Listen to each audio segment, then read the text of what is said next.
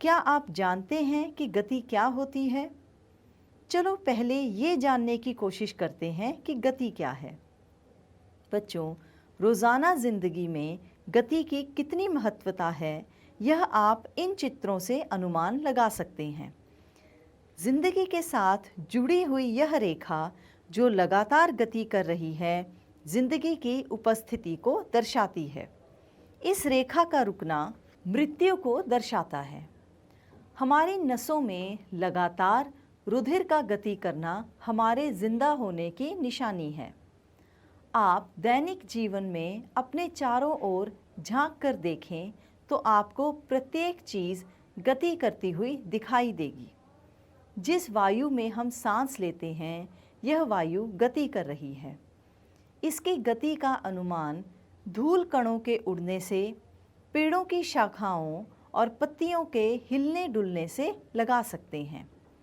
यहाँ तक कि छोटे से छोटा कण, जिसे हम परमाणु कहते हैं, गति करता है।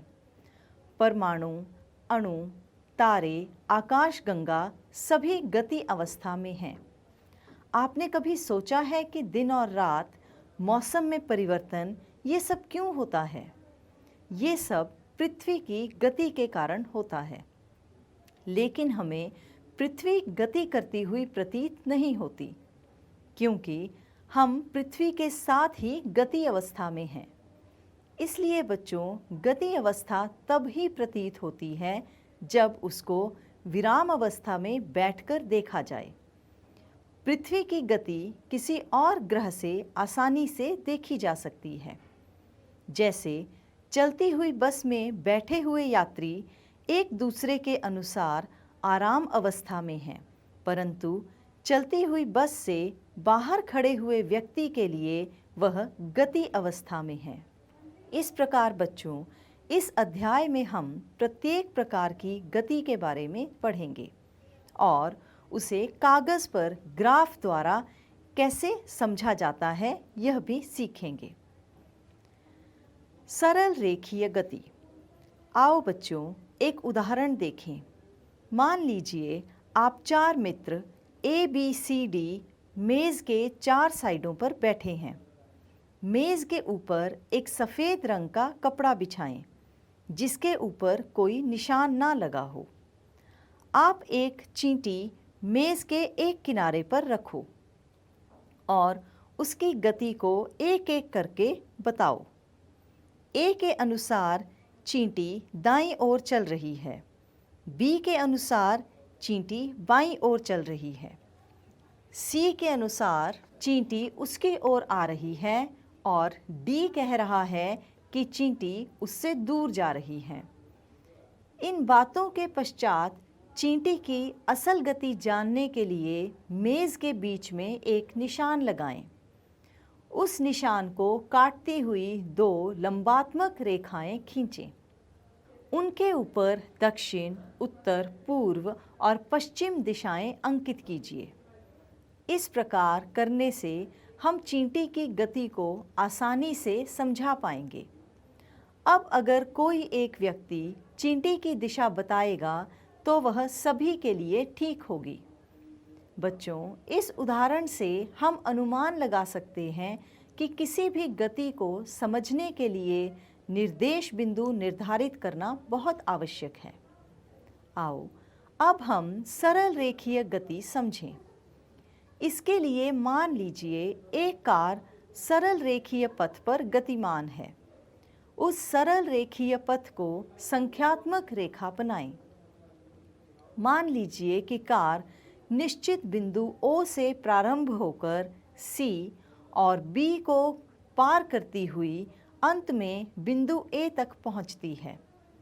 फिर A से वापस वह कार C बिंदु तक जाती है। कार द्वारा तय की गई कुल दूरी OA जमा AC है, अर्थात 60 किलोमीटर जमा 35 किलोमीटर बराबर 95 किलोमीटर है। बच्चों, यह कार द्वारा तय की गई कुल दूरी है। इसको विज्ञान की भाषा में दूरी कहा जाता है। दूरी को निर्धारित करने के लिए हमें केवल अंकीय मान की आवश्यकता होती है। दूरी को निर्धारित करने के लिए दिशा की ज़रूरत नहीं होती। लेकिन बच्चों, यदि हम कार की प्रारंभिक स्थिति O और अंतिम स्थिति को देखें तो इसकी दूरी मात्र 25 किलोमीटर है। इसको विज्ञान की भाषा में विस्थापन कहा जाता है। इसका अर्थ है कि वस्तु की पहली और अंतिम स्थिति के बीच में छोटी से छोटी मापी गई दूरी को वस्तु का विस्थापन कहते हैं। विस्थापन दर्शाने के लिए गति की मात्रा और दिशा दोनों चीज़ों की आवश्यकता होती है। जैसे कि आप देखेंगे कि कार की गति को दर्शाने के लिए उसने दूरी तो 95 किलोमीटर तय की, लेकिन उसका विस्थापन केवल 25 किलोमीटर है। इस प्रकार कार के द्वारा तय की गई दूरी और विस्थापन की मात्रा बराबर नहीं है। यदि यह कार चलती हुई दोबारा अपने प्रारंभिक बिंदु पर पहुंचती है तो इसका विस्थापन 0 हो जाएगा, परंतु इसकी दूरी 120 किलोमीटर होगी।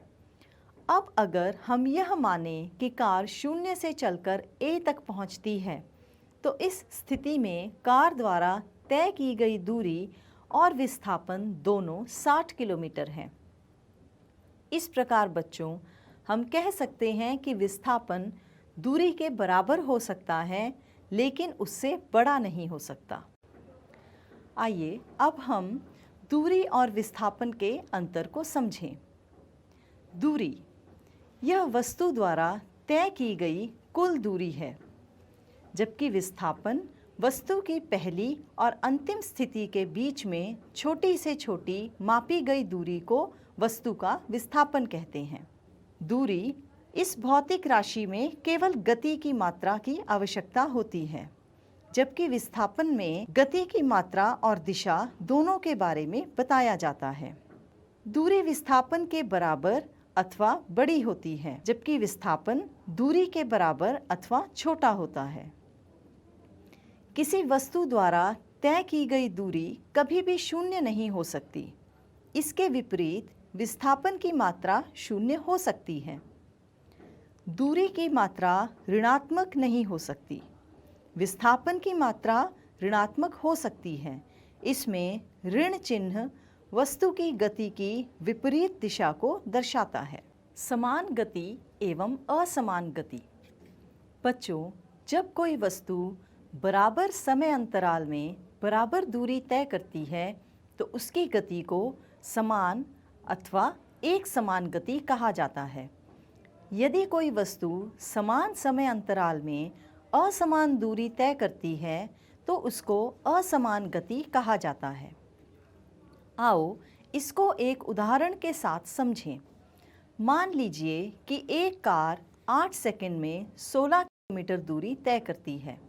यह कार निश्चित बिंदु से प्रारंभ होकर 2 सेकंड में 4 मीटर तय करके बिंदु A तक पहुंचती है और अगले 2 सेकंड में यह 4 मीटर तय करके निश्चित बिंदु O से 8 मीटर की दूरी तक बिंदु B तक पहुंचती है। अगले 2 सेकंड में भी यह 4 मीटर दूरी तय करके बिंदु C तक पहुंचती है। इस प्रकार बच्चों, यह प्रत्येक 2 सेकंड में 4 मीटर दूरी तय करके अपनी कुल दूरी 16 मीटर, जो कि बिंदु O से D तक है, तय करती है। आप देख रहे हैं कि कार ने कुल 16 मीटर दूरी 8 सेकंड में तय की और प्रत्येक 2 सेकंड में इसने 4 मीटर की दूरी तय की। इसका अर्थ है कि दूरी एवं समय एक दूसरे के सीधा आनुपातिक हैं।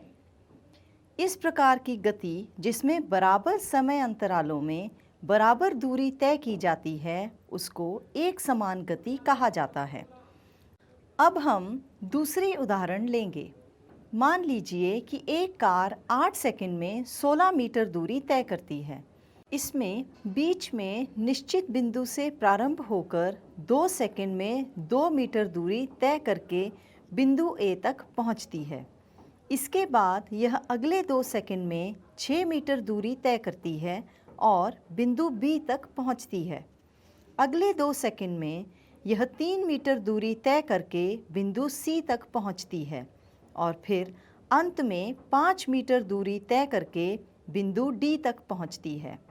कार ने कुल 16 मीटर की दूरी 8 सेकंड में तय की, परंतु बच्चों कार ने बराबर समय अंतराल में अलग अलग दूरी तय की। इस प्रकार की गति को असमान गति कहा जाता है।